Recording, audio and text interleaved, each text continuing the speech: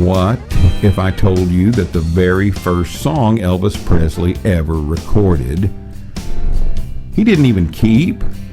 He paid $3.98 for it, handed it to a friend, and never saw it again.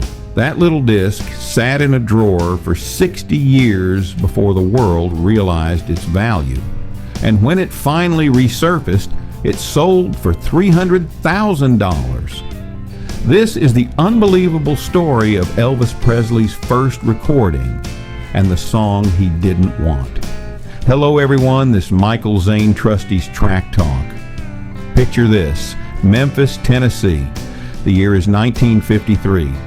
A shy 18-year-old truck driver named Elvis Aaron Presley walks into a tiny recording studio on Union Avenue.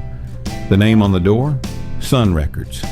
Run by Sam Phillips, a man who believed, and I quote, "If I could find a white man who had the Negro sound and the Negro feel, I could make $1 billion." Elvis didn't look like a star yet. He had no band, no manager, no record deal. Just a dream, and $3.98 in his pocket.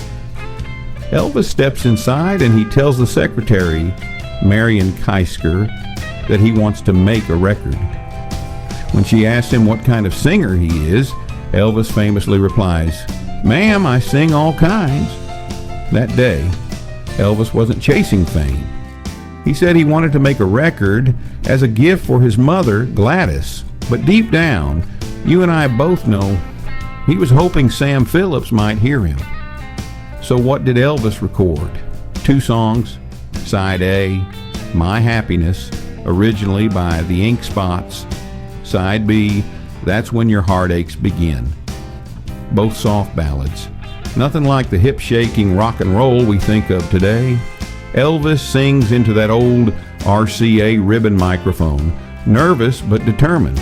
When it's done, the engineer cuts the performance straight onto a fragile acetate disc, a single copy. And here's where the story takes a wild turn.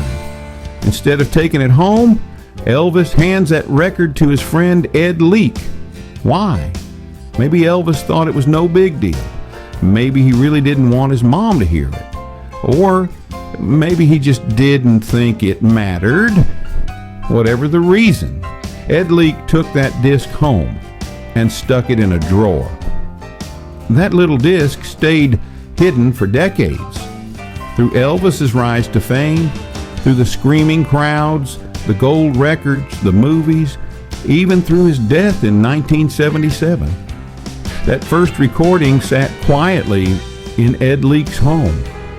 No one knew it existed outside of a handful of people. Think about that. The very first thing Elvis ever recorded, before That's All Right, before Heartbreak Hotel, it wasn't in a museum. It wasn't in Graceland. It was in a box in some guy's house. Fast forward to January 2015.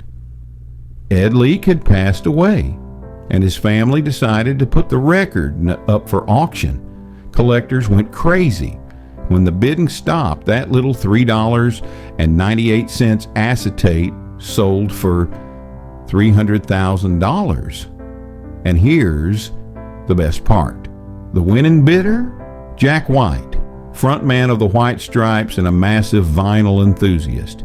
Jack reissued the recording for Record Store Day that year, letting the world hear Elvis's first moment on wax again. And that, my friends, is the story of how Elvis Presley's very first recording, something he didn't even want, became one of the most valuable records in history. From $3.98 to $300,000, not a bad return, huh?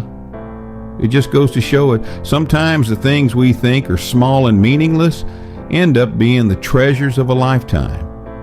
Now, I've got to ask you, if you had the chance to own that record, would you keep it or sell it? Drop your answer in the comments.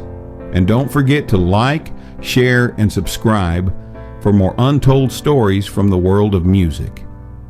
This is Michael Zane Trusty's Track Talk. I'll see you on the next one.